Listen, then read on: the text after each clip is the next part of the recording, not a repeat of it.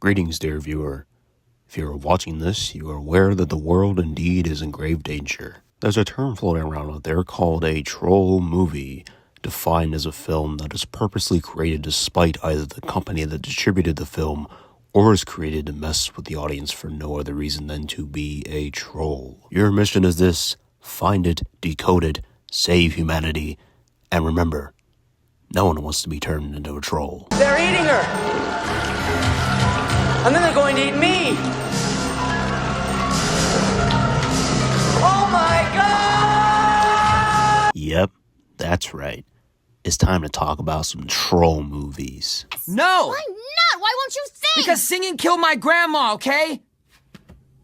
But what exactly is a quote-unquote troll movie? Because if you try to look up the term, you'll be hard-pressed to find some sort of concrete definition. Literally, the only thing I was able to find when searching up troll movie was a Reddit page discussing whether the movie Biodome was one, and to that I say, no, it's just complete dog shit. A supermodel. I am so fat. No, you're not. Nobody likes me.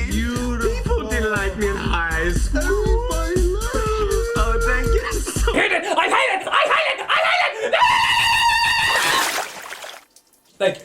Anyway, I fucking hate Biodome. Now, trolling content itself in general is nothing new, obviously. There's been plenty of examples of trolling in most facets of pop culture, mostly in stuff like online videos and even episodes of television. Like, remember when Smosh made an hour-long video of just Ian and Anthony walking around their neighborhood block for an April Fool's Day prank?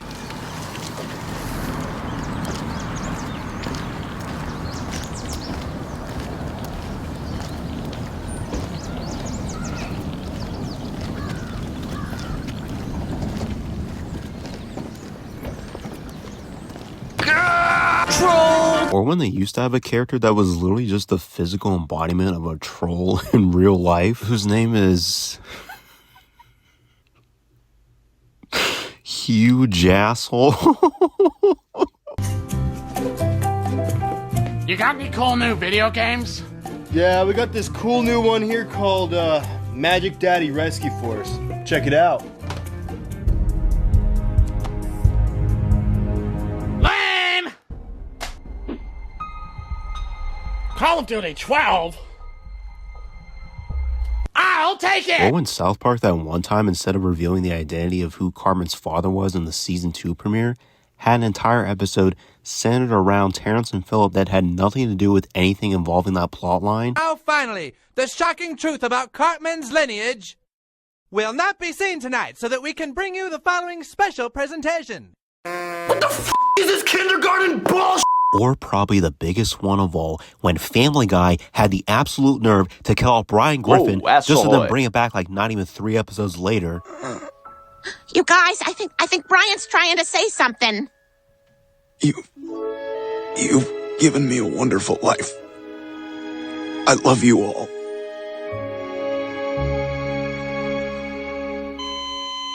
Hey, Family Guy, you're lucky I got a manigot in the oven, or I'd bash your face into a bolognese. That's 2 kinds of food.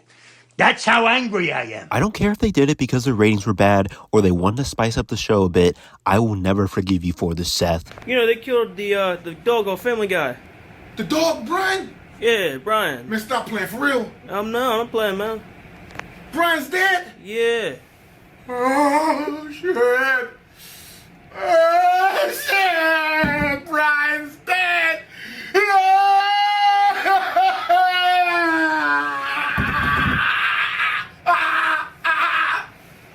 But it made me think about how many quote-unquote troll movies are out there, and let alone got made. However, after some further research, I was able to find 3 types of these movies to talk about in this video. Some were good, some were bad, and some were, oh wait, I'm literally reading the title of the video. What if they're eating in an airplane and they cross a time zone? I mean, it's always midnight somewhere. For our first type of troll movie, you have to go all the way back to the 90s. Insert Joe Dante, who after directing the critical and financial success Gremlins in 1984, was clearly dead set on it being a one-and-done type of deal, as he simply didn't think there was just any more story left to tell. It wrapped up nicely and thus ended the Gremlins franchise then and there. Psych! Nah, of course not. Because as we all know, money talks. We've got to have money. And Warner Brothers immediately wanted a sequel to the movie. Dante obviously refused to even direct it, so they just started making the movie essentially without his involvement. So they basically had no idea where to take it plot-wise, and thus just went back to Dante once again and offering him to be the director. Eventually Dante agreed, but on the sole condition that he got to have complete creative control on the project. This was pretty rare back then, and still kind of is now, but Warner Bros. Nonetheless gave in his request, and what resulted was probably one of the most bizarre and insane sequels ever made. I don't even really know how to talk about this movie because it's one of those ones you kind of just have to watch to see how insane it is for yourself. Now, I don't really think it's as good as the first one. However, I do like how this one is way more campier and goes full B-movie mode, where the first one was more darker in tone in comparison.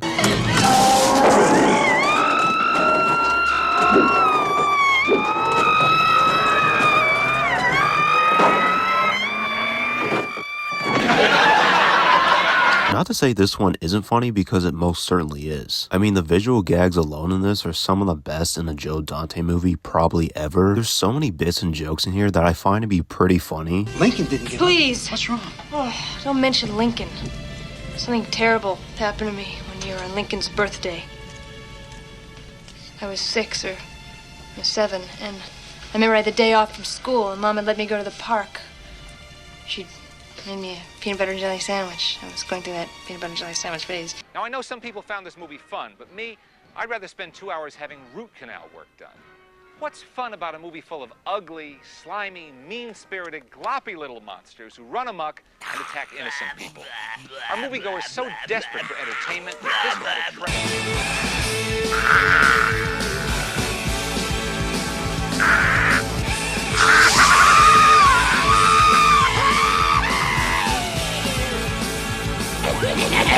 What if they're eating in an airplane and they cross a time zone? I mean, it's always midnight somewhere.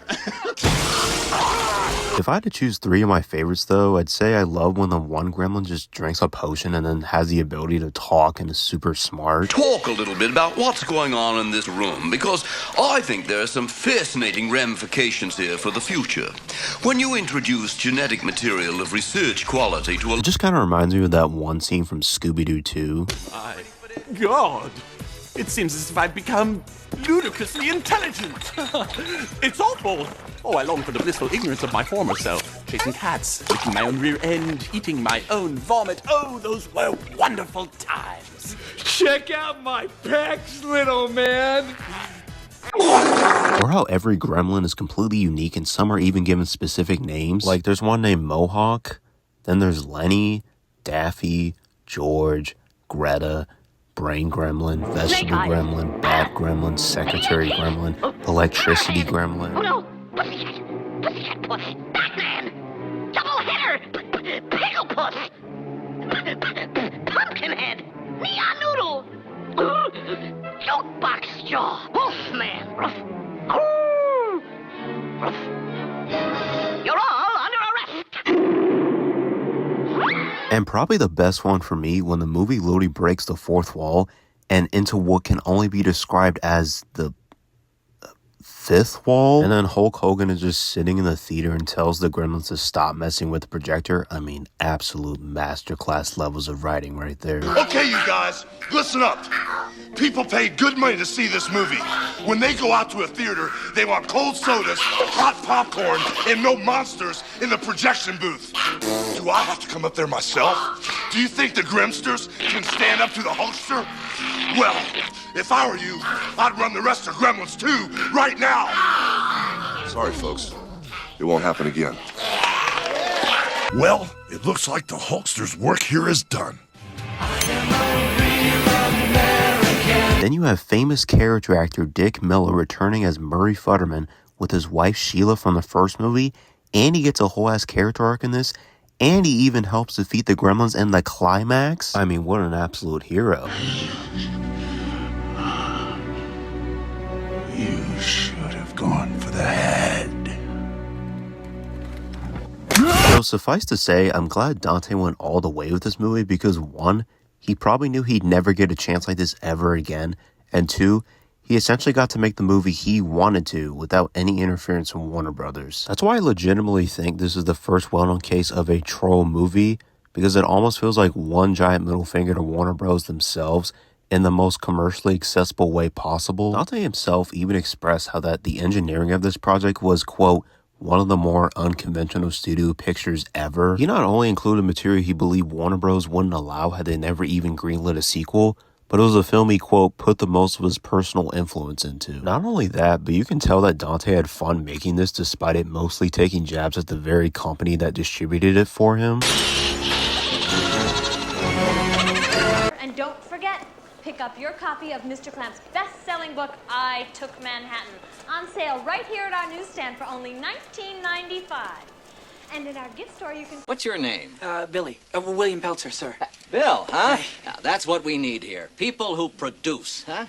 Let's lose those elm trees, though. Likewise, Gremlins 2, the new batch, released in the summer of June 1990 to mostly positive reviews from critics, despite underperforming at the box office. With it grossing $41.5 million worldwide off an estimated $30 to $50 million budget, losing around $8.5 million in total. Consequently, this was pretty much the turning point for Dante's career as a filmmaker, as his next string of movies only produced one film that made any type of profit. On top of that, and what can only be described as a sick form of irony, when he got the opportunity to direct his very own Looney Tunes film, Warner Bros. Gave him no creative control whatsoever, and then pretty much threw Dante under the bus when the film ended up failing, which then unfortunately just ended up ruining his career entirely as a result. Our newest member of the Humberflube family, Jim McFlinigan. Mr. Humberflube, I wanted to thank you. Fired. I beg your pardon? Fired. But I...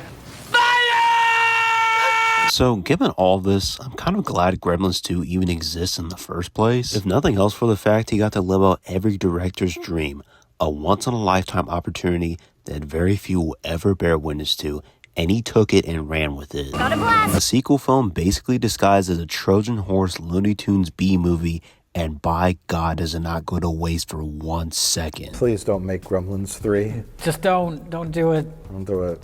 Don't reboot it. It'll happen. Don't reboot it. It'll happen.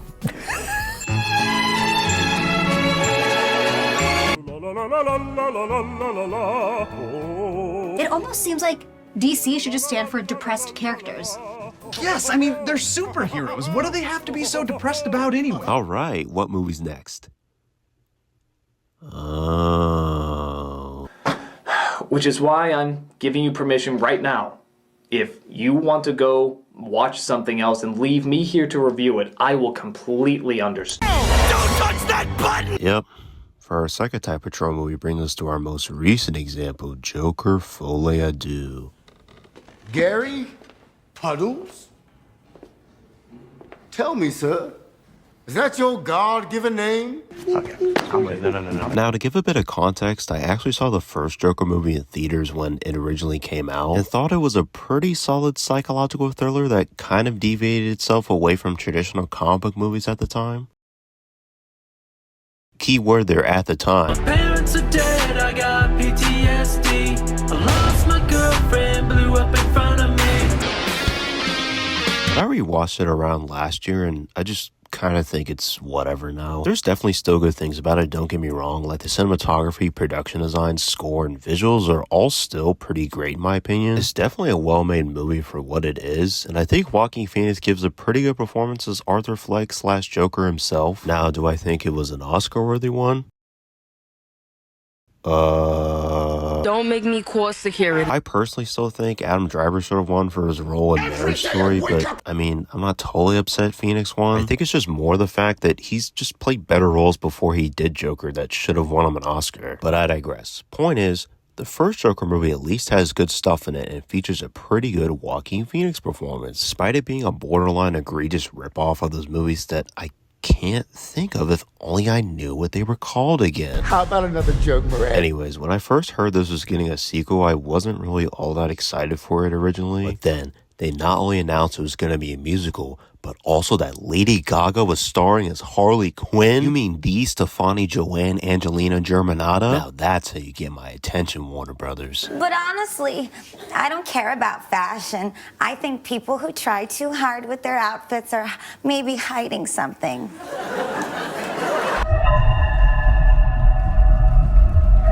So yeah, whenever that was revealed, I suddenly became so hyped to go see this in theaters. Then the first trailer dropped, and I'm not gonna lie, it looked pretty promising. Then about a week or two before it came out, it got like pretty bad reviews, but I was still dead set on seeing this movie. I did not care. And so the following week, I saw it in theaters for myself, and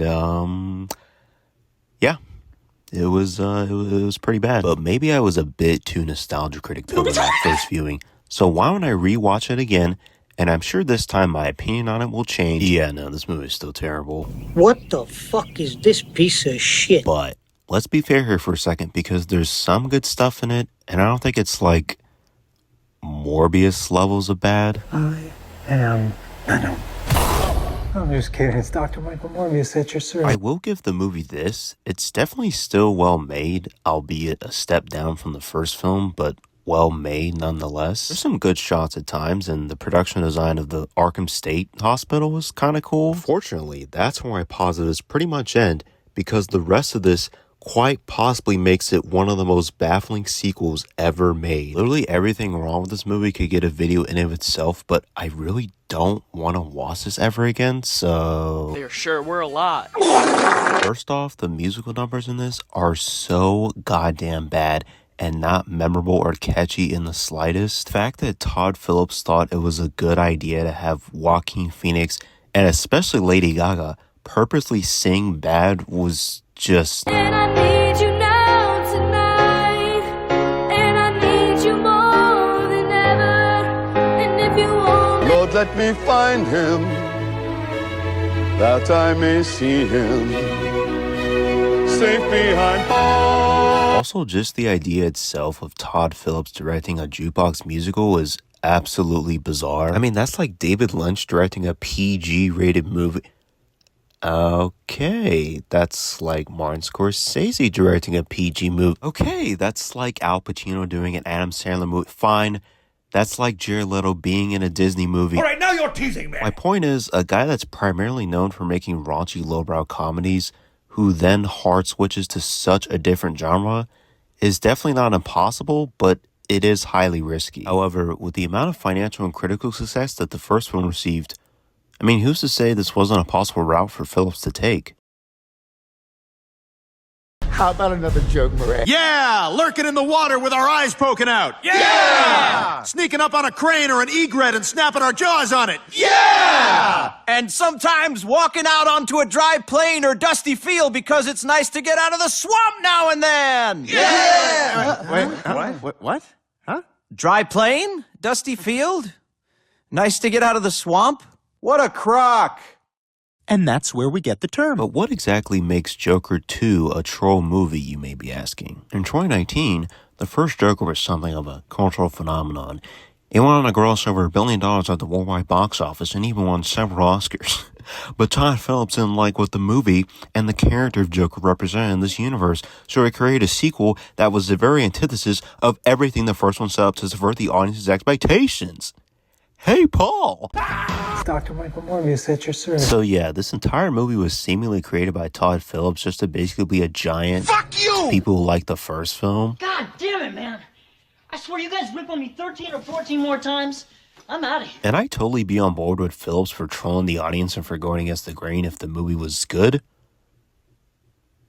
Which it's not. We're gonna build a mountain. Not only is it not good, but it doesn't really have any interesting commentary to say all that much either. Similarly, this goes hand in hand with the characterization of Joker in this in comparison to the previous film. So instead of him being a stand-in for the underrepresented of society and later a symbol of anarchy, he's basically just a pathetic asshole in the sequel. Every character besides his lawyer and Harley Quinn treats him like shit, and he's portrayed in such a way that you as the viewer can't even really empathize with them. Which makes the third act of this an absolute train wreck when Arthur just randomly decides to break the illusion of the Joker act and accept accountability for his actions instead of seeking some sort of divine retribution on society. And if that wasn't already bad enough, the ending to this is probably up there as one of the worst I've ever seen. So it's basically implied that this inmate is the real Joker and he just kills Arthur after stealing one of his jokes. I used to watch you on TV. What can I get you? And this clown turns and says, well, if you're buying, you can get me anything. Perfect. Psychopath says, how about I get you what you fucking deserve? So yeah, there's actually one tiny problem with this. Just a small one. Just, you know, just okay. All right. Yeah.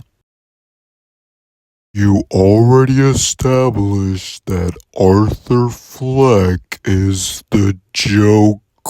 So it makes no sense if Joker is some persona that Arthur can just renounce whenever he wants to. But then, oh wait, the Joker actually is real, and he's goddamn Ivan Drago from Heated Rivalry. It makes everything convoluted from a writing perspective, because for one, it just uses mental illness as a plot device. I mean, classic Todd Phillips moment right there. And two, it implies that anyone can just assume said persona of Joker, and as long as they renounce it, it's okay because they took accountability for their actions. Like, what? That's not how this works, Mr. Phillips. We're gonna build a mountain. But you know what? All these things aside, sure, the movie didn't get good reviews, but at least it made $200 million in its revenue. Oh, wait, sorry. That was its budget. My mistake. So it actually made $200 million off a $190 to $200 million budget. Bravo, Todd Phillips. They'll never see it coming. Can they just take this money and just build homeless shelters for people, like, and do something good with it? We're gonna build a mountain. So yeah, this movie obviously failed massively, both critically and financially, with estimated losses up to $125 to $200 million during its theatrical run. It was also nominated for 7 Razzies, of which it won for Worst Screen Combo and Worst Remake, Ripoff, or Sequel. I can excuse Joaquin Phoenix, but I draw the line at Lady Gaga. You can excuse Joaquin Phoenix. I think this will honestly go down as one of the most interesting failures in cinematic history, and in a year where Megalopolis and Madam Web came out, that's saying a lot. Entitles you to plow through the riches of my Emersonian mind? Entitles me? Yes. Entitles me? Yes. Entitles me? Yes. You have no idea about me.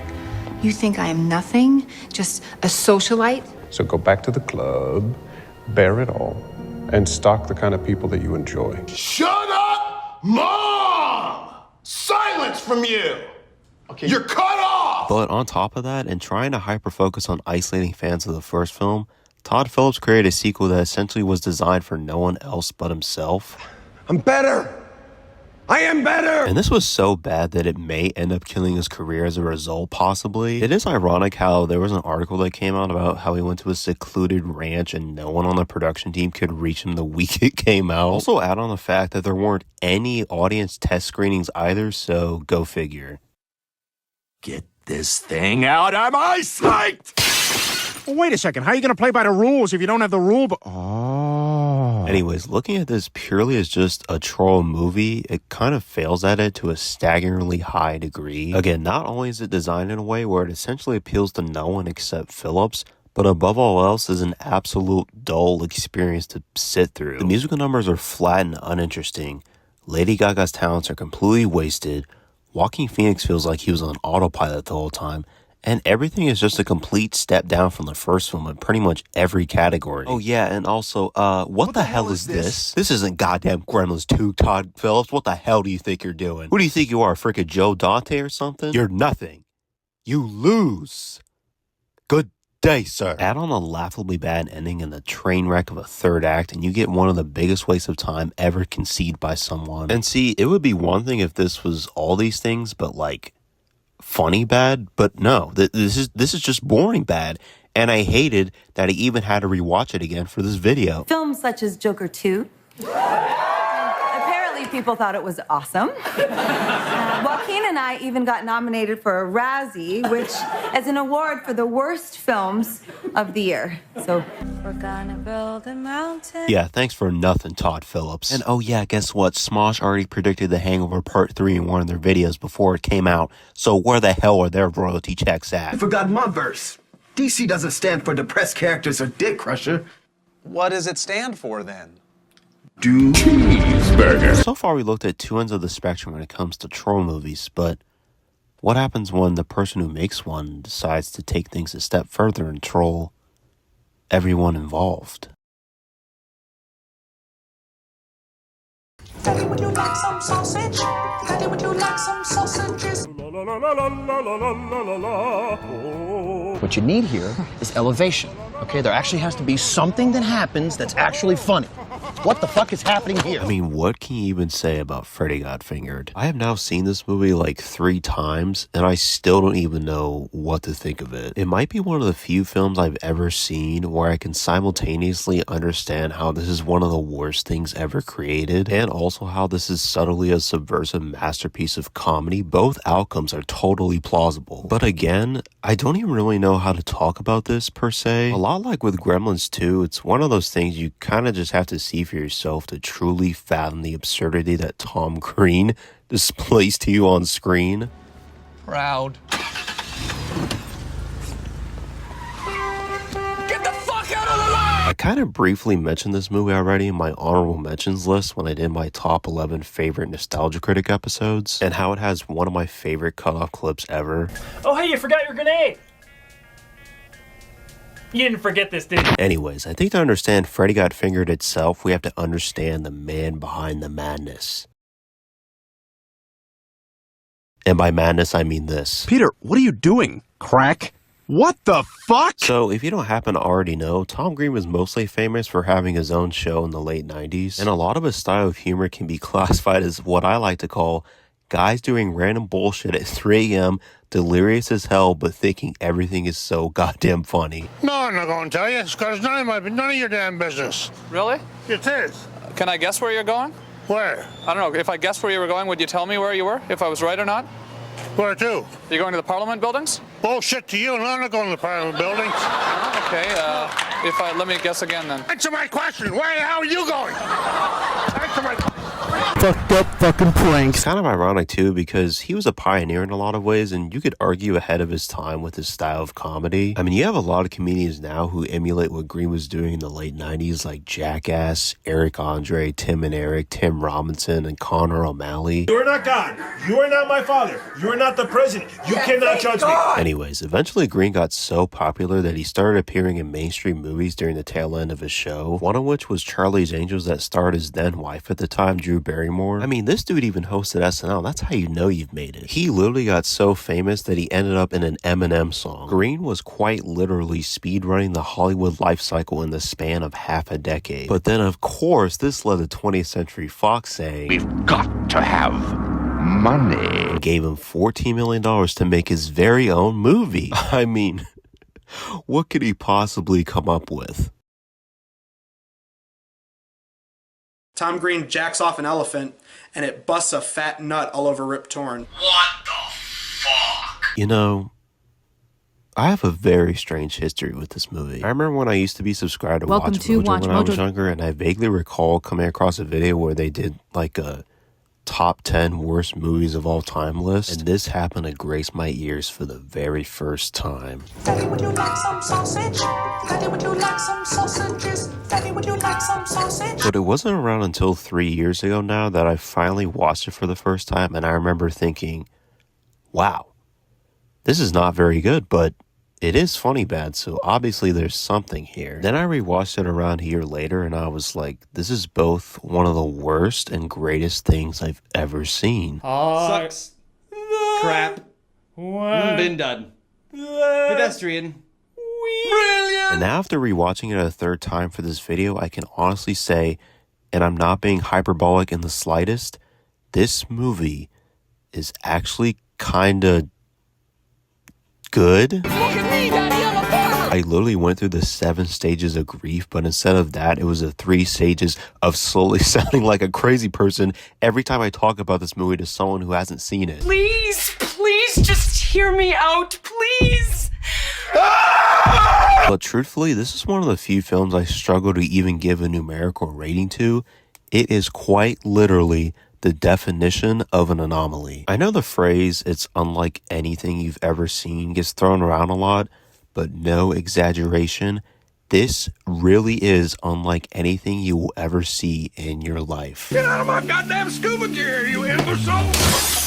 It's equal parts hilarious, disgusting, absurd, and even downright satirical at times. There are so many legitimately funny jokes and bits in here that always bring me to borderline tears. Like how all the dialogue is written so overtly obvious and over-exaggerated to the point of parody. Mom, stop it, Mom, I'm a 28-year-old man. I'm a 28-year-old man. Son, wait. What? You're not taking that bus to Los Angeles. You bought me a ticket on this bus to Los Angeles. What you need here is elevation, okay? There actually has to be something that happens that's actually funny. What the fuck is happening here? Would you like a piece of cake for dessert? Am I really allowed a piece of cake, Daddy? Of course you can have a piece of cake. It's your birthday. Yay! Fancy restaurant! This is a fancy restaurant! This is a fancy restaurant! It's a fancy restaurant! What the fuck are you doing? The fact that Rip Torn gives a genuinely hilarious performance as Gordy's dad and compliments his character amazingly well. Stop the fucking hammer! I got a kid over here, okay?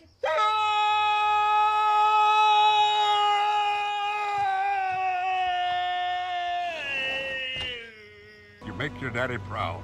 You hear me? I'm gonna make you proud, Daddy. I'm gonna make you so proud. You make your daddy proud. You're gonna be so proud. Proud? You better run! You liar!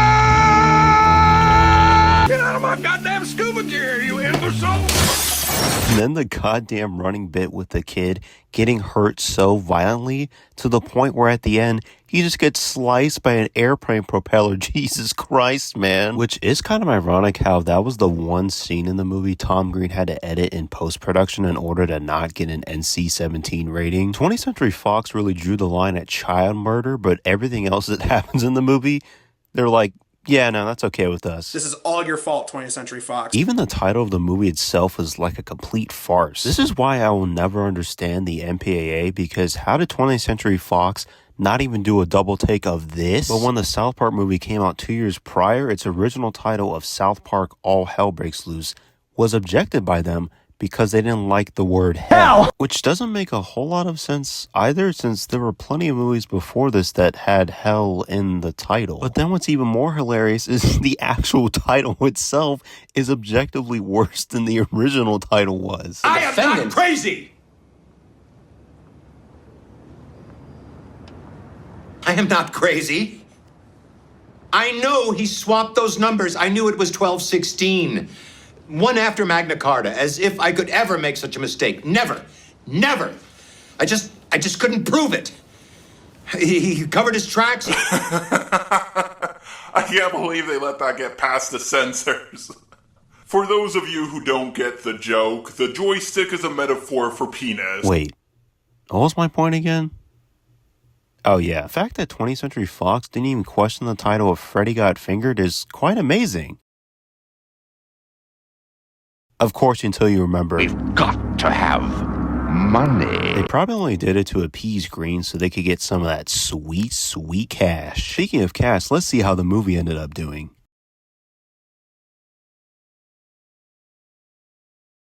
Get out of my goddamn scuba gear, you imbecile! So yeah, this movie is more infamously known for being a critical and financial failure at the time of its release in April of 2001. Roger Ebert probably had the funniest review out of the critics who saw it, in which he gave the movie a rare rating of 0 stars and listed it as one of his most hated films of all time. He described the film as, quote, "This movie doesn't scrape the bottom of the barrel. This movie isn't the bottom of the barrel. This movie isn't below the bottom of the barrel. This movie doesn't deserve to be mentioned in the same sense with barrels. The day may come when Freddy Got Fingered is seen as a milestone of neo-surrealism. The day may never come when it is seen as funny." Oh my god, dude. Damn. That is harsh. The movie also received 8 Razzie nominations and ended up winning 5 of them, including Worst Picture. Green also famously showed up with his own red carpet to accept his Razzies, and I gotta say, even if it was a bit, that's really goddamn funny. From day one, when we started writing it, said, we wanted to win a Raspberry Award. So I'm glad my dream has come true. I'm very proud. I'm happy. I'm excited, and it's a very proud day for me. Thanks very much. Look at me, Daddy, I'm a farmer. But in regards to the legacy of this movie, that's where things get really interesting. I mean, even just going back to Roger Ebert for a second, when he later reviewed another film Green starred in, Stealing Harvard, he acknowledged how, even for as bad as he found Freddy Got Fingered to be, he still remembered it nearly a year later. He even pointed out the ambitiousness that Green set out to accomplish just by even making the movie itself. And that right there is why I think this could honestly be considered the ideal troll movie. Because not only did Green troll the studio and even general audiences, but he kind of self-sabotaged his own rising stardom in the process. As this film was basically the peak of his career and he only starred in a handful of movies after this, dare I say it might be one of the greatest pranks to come from a mainstream film, and I am so glad it exists. I will also add really quick that I think if you're interested in Tom Green's career as a whole, he actually came out with a documentary last year that kind of went under the radar, which was also directed by him and includes a lot of footage from his Tom Green Show days. It doesn't really go that in depth with Freddy Got Fingered as much as I would have liked, but it's still an interesting watch if you ever have the time. As for the movie, I think what fascinates me most about it is how we will likely never see someone get a chance like Tom Green got ever again. And I think that's what makes it so unique in a way. It's a single man's vision that a studio was crazy enough into giving him actual money to make whatever he wanted essentially, and he created something that is the equivalent of the one scene from Eraserhead if that was the entire movie. Do I just cut them up like regular chickens? Sure, just cut them up like regular chickens. You don't know whether to laugh or be deeply disturbed by what you're watching. Or both. You're fired! You're fucking fired, Bob! I'm talking about 40 million fucking dollars work here, Bob! But I guess you could say that's what makes Tom Green the greatest troll to ever come out of Hollywood. Or wait, I guess Canada since he's Canadian. Look at me, Daddy, I'm a farmer! Well, that ends our journey of exploring the art of troll movies. It was honestly really interesting to research this niche topic and talk about them in a video like this. So thank you for watching and subscribe for more troll-related content.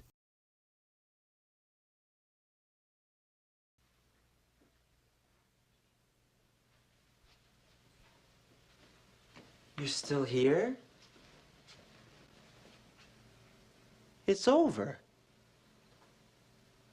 Go home.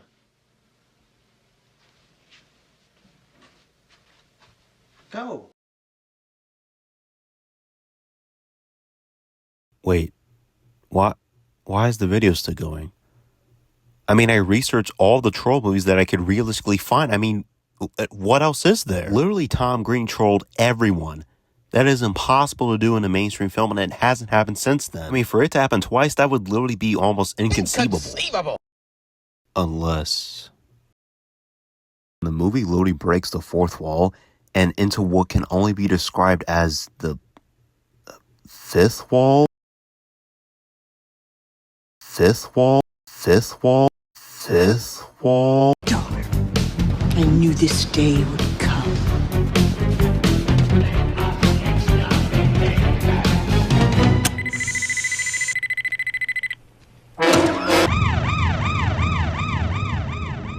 Remember, all I'm offering is cookies. Mr. Anderson. But, Mr. Alger Critic, it's symbolic and means stuff. The Matrix? Wait, wasn't that basically just a Dark City ripoff according to Nostalgia Critic at the end of his Matrix Revolutions review? The strangers from Dark City! Very clever, yes. What? Yes. What? Sounds good, Critic. Okay, so yeah, originally I was just going to talk about these three movies specifically, but then I recently rewatched Emp Lemon's video on The Matrix, and at the very end he kind of briefly talks about Matrix Resurrections, coincidentally in relation to Freddy Got Fingered. And then I slowly realized that I completely forgot that Resurrections even was a troll movie, so then I just decided to rewatch it in preparation for this part of the video. And I mean, come on, when else am I going to be able to talk about the Matrix movies again? No. Wait. But in all seriousness, the Matrix franchise is one that I mostly hold near and dear to my heart. The first one is one of my favorite films of all time and is still honestly like really good. The second one is Okay, there's some stuff I like, but I think it focuses too much on philosophical jargon compared to the first one. Why am I here? Your life is the sum of a remainder of an unbalanced equation inherent to the programming of the Matrix. You are the eventuality of an anomaly which, despite my sincerest efforts, I have been unable to eliminate from what is otherwise a harmony of mathematical precision. While it remains a burden assiduously avoided. Please move forward! And the third one is, not very good. Kind of has the opposite problem where it's focused too much on mindless action and not enough on why cookies need love like everything does. However, I do really like the climax fight between Neo and Agent Smith though.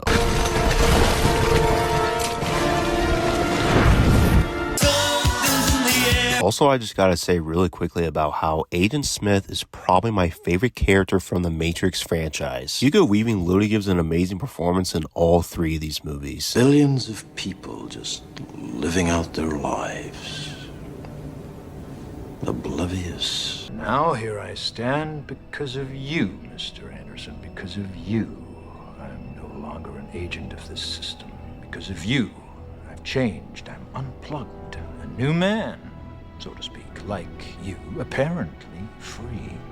Congratulations. Mr. Anderson, welcome back. We missed you. Cookies need love, like everything does. This role should honestly be talked about in the same breath as characters like Daniel Plainview, Vito Corleone, George Bailey, and Lil Nicky. Big hand for Ron Baker and Janet Sandler Baker for planning this whole thing. Our pleasure. A hibbity-dibbity. Yeah, I'm still not great at this. Y'all doing like a little invisible clarinet thing? Is that what it is? You know what? It doesn't matter. Sleepy the bebop. Anyways, the original Matrix trilogy, for as much as I don't personally like how it ended, was a fine enough conclusion that felt like there was no more story left to tell. Well, there you have it. That's our story. Stan's dead. Good night. And then the Wachowskis went on to venture into other film projects that mostly proved to be financial failures. With their most recent outing together, Jupiter Ascending being the last film the two have currently worked on as co-directors. But in between that time, since Matrix Revolutions, Warner Bros. Have been constantly asking them to make another sequel in the franchise, of which they refused nearly every single time. And Warner Bros. Basically started working on another Matrix film without the Wachowskis' knowledge, and we're gonna make it with or without them. I wonder where I've seen this before. That leads us to late 2019, where a fourth Matrix film was officially announced, but only Lana would be directing without Lily's involvement. They also had Keanu Reeves and Carrie-Anne Moss returning as Neo and Trinity, respectively, and honestly, the possibilities seem endless for what this sequel would entail. I remember being actually kind of excited for it to release, especially because of how much I disliked the original trilogy ending on such an anticlimactic note. And so it finally released on December 22nd, 2021. And what did we get? Probably the most meta movie I've ever seen. What the hell am I looking at? When does this happen in the movie? Now. You're looking at now, sir. Everything that happens now is happening now. What happened to then? Past then. When? Just now. We're at now. Go back to then. When? Now. You. What? Him. Just them. And you know what? I don't even care. I'll say it. This movie is still good, okay? Because I like it. And I love it. I will admit that at least this movie lets you know right away what kind of film it is from the very opening scene. Okay. My name is Bugs. As in Bunny. And tech that listens. I know what that is! I honestly have a lot of respect for Lana Wachowski for not only making a film that is intentionally self-referential and nostalgia-bait in a lot of aspects, but continuing to finish it even after contemplating just giving up on it entirely when shooting got shut down during COVID. Just from watching the behind the scenes on the Blu-ray I own, it was really moving the way she described her thought process on writing/directing the film, as well as just what drew her back to this universe. Sure, this could have been one of those movies that probably would be a cool lost/abandoned piece of media that people talk about for years on end, but in a way, I'm kind of glad this ended up getting made, even though the meeting between her and Warner Bros. Probably went like, "We've got to have Mr. Anderson." However, all of it definitely still doesn't work for me, unfortunately. I think some of the recasts felt ultimately pointless since they aren't utilized in a way that I thought they would be, which leads into my official film theory that it's pretty obvious a lot of the original cast was supposed to reprise their roles for this film, but couldn't due to a variety of different reasons. So the recast almost feel like a last resort option instead of introducing a unique inclusion of their characters into the story of The Matrix as a franchise. And I'm definitely not saying this because I wanted Hugo Weaving back as Agent Smith, even though that's one of the exact things the film critiques on. Nothing comforts anxiety like little nostalgia. Also, apparently, from the Nostalgia Critic review of Matrix Resurrections, according to the Enter the Matrix video game, the original Morpheus dies? I guess. That's essentially their justification for why Morpheus is a different actor in this movie. What's that gonna do? You'll see. Wait. No! The old switcheroo.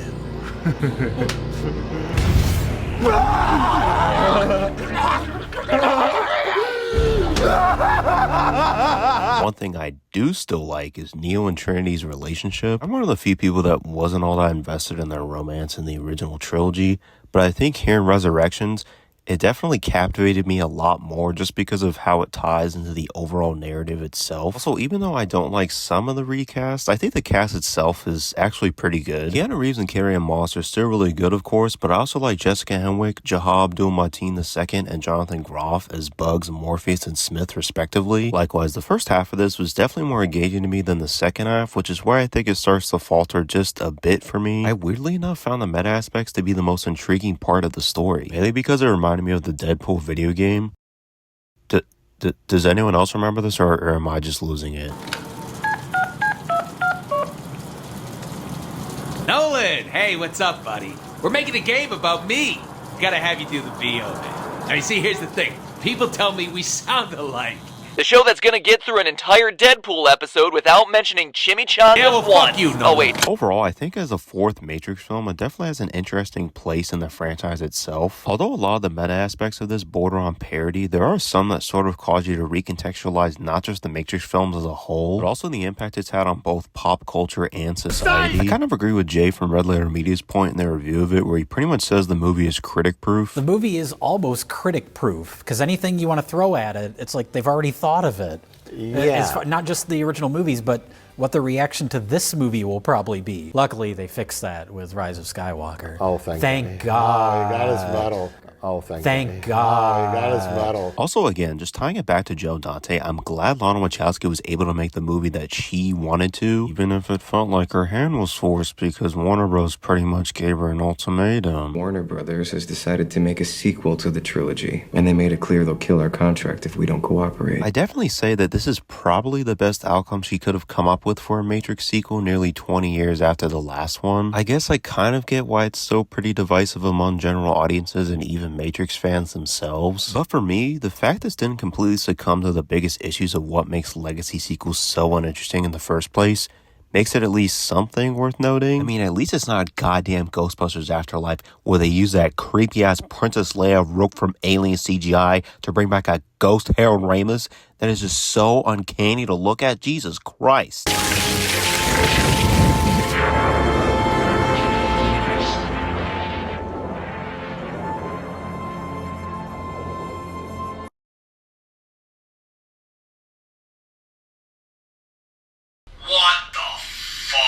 Okay, now that's the end of our journey of looking at trauma movies. Finally! All jokes aside, though, it actually was really interesting to look at such an obscure genre of films. I think the main thing I learned throughout all of this is that these movies shared one thing in common, which is that they ended up ruining most of these filmmakers' careers, or in the case of Wachowski and Phillips, potentially ruined. They also mostly came from people that had already proven themselves in their respective careers and were able to get a free pass, essentially, to make these into reality. However, all these films seem to have been a double-edged sword because, while yes, in all four of these examples, these directors made the movie they wanted to.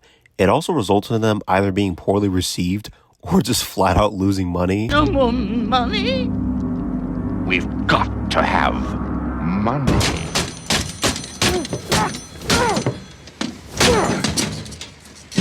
I fed up with this world. But then there's a question of whether we will ever see a troll movie again, let alone anytime soon. It's hard to say, but I would think it's definitely possible. Just as studios have gotten to a point where they don't take as many risks as they once did 10, even 20 years ago. Because troll movies are essentially risk in a strange way. They're pretty much anti-movies, which is why I don't think there's ever been a successful one in terms of profitability. Also, when you mess with the status quo of how a movie should be, people hate that shit.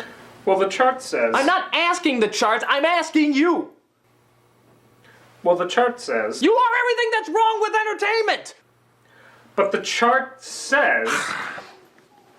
Okay, stop right here. You can tell right away this guy's f***ing with me. But who knows?